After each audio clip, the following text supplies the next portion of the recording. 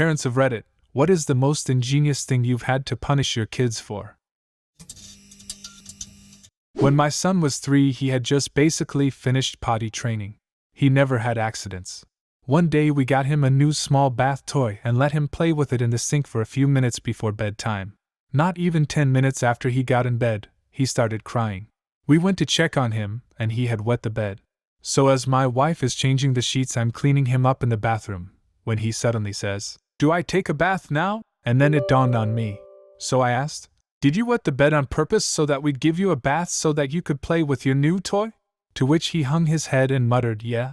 I stepped away for a minute, him thinking I was mad, but I was really just laughing. We cleaned him up and put him back to bed, but damn if he didn't have the conniving to think all that through. Well, me 3-year-old last night was crying in his bed, so I went in to check on him and asked what was wrong. He said that Wilbur, his stuffed dog he takes everywhere, won't fit in his belly button. You can't make this stuff up. My son, 3 at the time, shredded a block of packing foam into the back of the floor fan like it was a cheese grater and made it snow in July. Suddenly there were tons of little white dots floating down the stairs. I hear giggles and, "It's snowing!" I have never been so impressed and so angry at the same time. It's been 4 years and I still occasionally find those damn foam pieces. Oh God. Mine set up a sort of trading hub at school. We had still have a discount shop in town, the 99p store. These days it sells some real crap, but a dozen years ago, and more, it had all sorts of bankrupt stock bargains in there. Sweets, drinks, you name it. My kid would save his pocket money, take a large knapsack, and stagger back under a humongous load of stuff. I remember the Powerade 99p for a 6-pack. And all this stuff would be clandestinely sold at school, undercutting the school shop along the way. He got caught, of course. I think the bubblegum was his downfall. It got stuck to everything, and inquiries were made. So it all went quiet for a few weeks, and then I got home from work and my wife said, "Mr. Shine Jr. has something to tell you," and there was the kid with the guiltiest hangdog expression you ever saw. "I've been excluded from school for a week." "What for?" "For selling my stuff."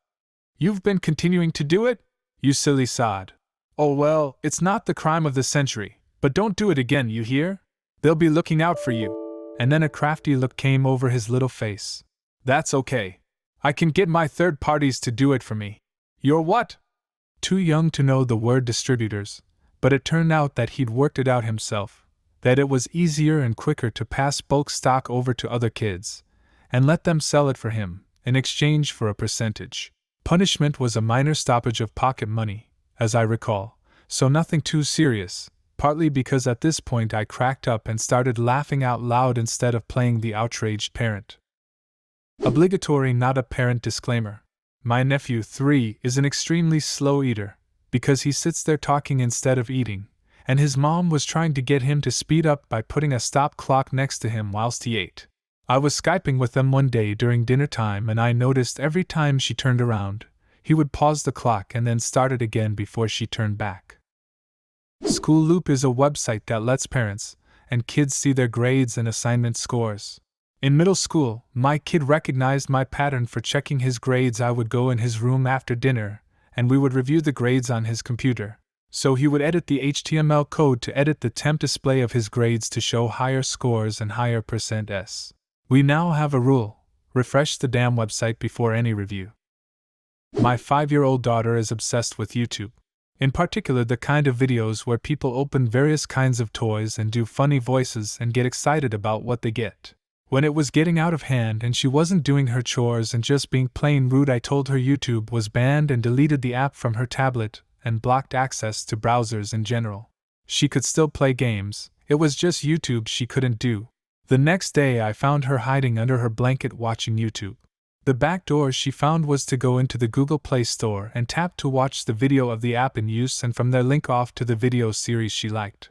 Now she hates me because all she is allowed to do is watch TV. It's only a matter of time before she realizes that it's a smart TV that is YouTube ready. The snack cracker boxes were all open and there were 3 or 4 mostly stale crackers left at the bottom of each of them. A few months earlier there was an awesome sale on Triscuits, so we stocked up. Our little genius had been helping herself, but still making it look as if we had plenty of unopened packages. She'd scarfed down 95% of the package and swapped the box with a full one in back of the shelf. Discovered this when we had some friends over and went to fill up a snack bowl. 5 boxes, about 20 crackers in total. Was really hard to keep a straight face as we gave her a hard time about it, and was thankful that at least it wasn't like that time a friend's kid stole about 80% of their liquor cabinet content by refilling the bottles with water. Not punishment, but when my kids were small, if there was a food item that they were to share, one would cut it in half, and the other got to pick which half they got. You would never believe the precision of the cutting that occurred when a kid knew any variation in size would mean they would end up with a smaller piece.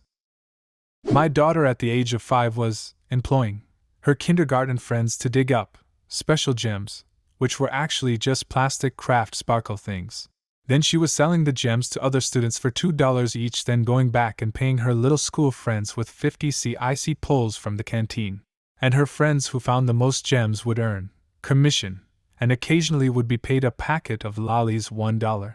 It got to a point where kids were begging to be employed by her as the payment was so good, and it created some issues as she had to fire some and employ others.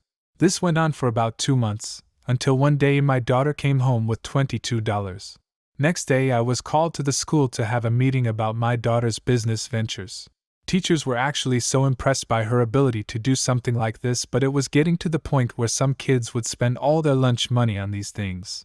That day I had to tell my daughter how incredibly proud of her I am, because her mind is so advanced, but it's not the right thing to do at school. Since then Eve told her she can use her skills with my work, and she's constantly finding ways to upsell all the clients. Wish I had the skills she has. Not me, but a work colleague told this brilliant story just yesterday at lunch. Apparently his son was always getting in trouble in school for being a smart mouth, joking around, and just kind of being a general ass. School was calling and sending letters to him a lot. The son always said it was other kids pulling him into it, the teachers didn't like him, etc., etc. But my coworker knew his son well enough that this wasn't the case. Said he tried punishing him in various ways, but like a lot of kids like this, once they get away from parents, they act differently.